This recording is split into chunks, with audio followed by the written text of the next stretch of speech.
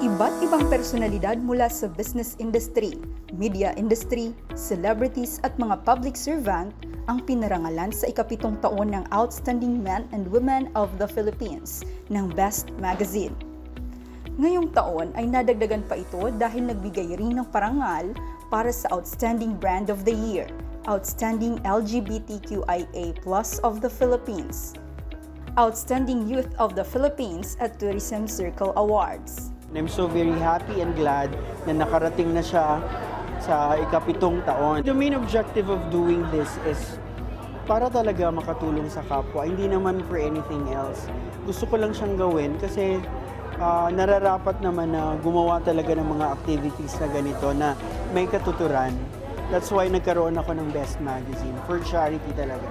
Nabigyan ng parangal ng gabing iyon ang Rise and Shine Pilipinas bilang Best Morning Show of the Year.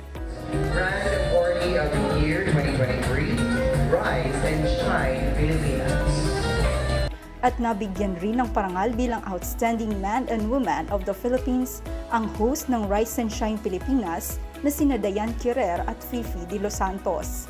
Of course, malaking karangalan no, na ang Rise and Shine Pilipinas ay muling na-awardan bilang Best Morning Show dito sa bansa. No? At talagang tuloy-tuloy yung pagbigay natin ng impormasyon at hindi lang yan, talagang pasayahin sa umaga kasi kailangan ng good vibes ng ating mga ka-RSP. Patuloy na magiging plataforma po ang Rise and Shine Pilipinas para po sa mga impormasyong dapat po ninyong malaman sa pagsisimula pa lang po ng inyong araw. At hamon po ito for all the men and women behind Rise and Shine Pilipinas na mas pagbutihin po natin. Para po ito sa lahat ng mga taong nasa likod ng Rise and Shine Pilipinas, sa lahat po ng mga sumusuporta sa programa at syempre para po sa bayan. Sa kauna-unahang pagkakataon ay iginawad rin ang Gawad Rosa Rosal Legacy Awards sa gabing iyon. At ang kaisa-isang nakatanggap nito ay ang businesswoman at philanthropist na si Maria Cecilia Bravo dahil sa advokasya nitong labanan ang kahirapan sa bansa. Siyempre, walang katapusang kaligayahan. Tapos yung nati-challenge ka lalo. Dahil gusto mo, kung gusto ko magkaroon uli next year, kailangan pagbutihin ko palalo ang ginagawa ko. Pero to be honest, hindi recognition ang hinahanap namin sa paggawa ng kabutihan sa iba. Alam mo, yung balik niyan sa puso, yung damdamin, hindi kayang bayaran ng kahit na ano. Pero I must admit, yung mag-recognize, yung ma-awardan kami, napakalaking bagay. Lalo na rin yung makikita ko na yung mga ibang awardees din ay kagalang-galang. Yung mahanay ka sa kanila, it's really an honor. Nagbigay rin ng mensahe at pasasalamat ang ilan pa sa nakatanggap ng parangal bilang Outstanding Men and Women of the Philippines at Outstanding Brand of the Year. Ang isang award na katulad nito requires definitely a lot of responsibility. That's why not only the practice of law, but of course in serving my people in Tanawan City, this will be of course the vehicle for me in order to improve the service that our constituency expects from us. Generate to the award body, thank you very much. This is so much a blessing for me.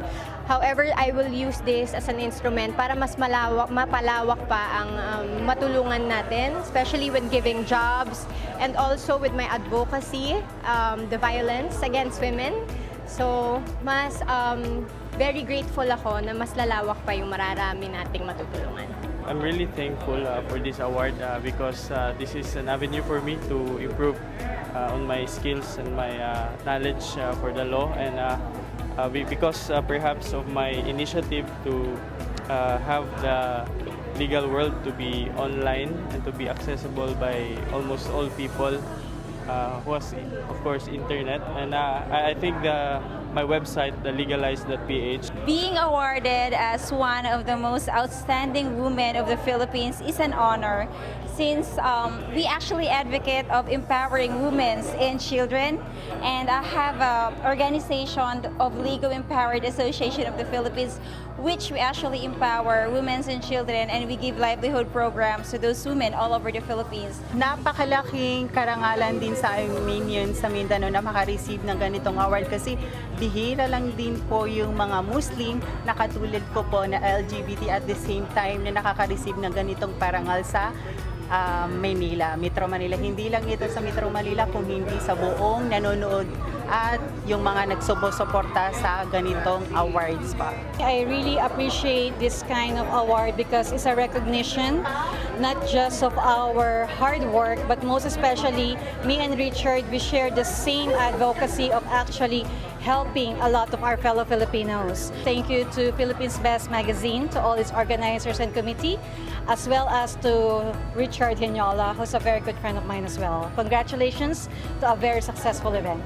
Flattering on our part kasi this award-giving body always recognizes us na makilala din kahit papano. I know they always notice and recognize yung aming napakagandang advocacy, which is to help our local farmers here sa ating bansang Pilipinas. Ang Outstanding Men and Women of the Philippines Awards, ang mga ganitong klaseng parangal ay nagpapatunay na sikat ka man o hindi, malaki man o nagsisimula ka pa lamang, ano pa man ang iyong estado sa buhay, hanggat ikaw ay may naiaambag sa lipunan, hanggat mayroon kang natutulungan, at nabago mo ang buhay ng iba dahil sa iyong advokasya, ikaw ay karapat-dapat lang na parangalan.